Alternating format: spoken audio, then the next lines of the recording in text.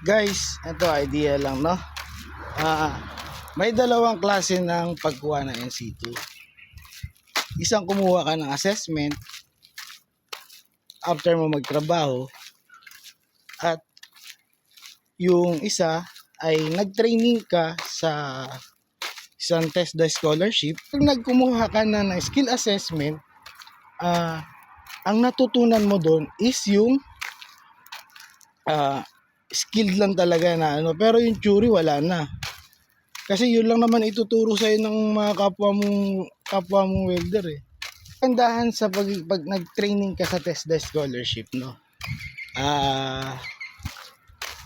Ituturo sa'yo lahat ng mga standard, ituturo sa'yo yung theory. So yung mga interview pwede mo masagot sa abroad. Mga interviews, mga ano, masasagot mo kung ano yung mga sa theory, mga tanong.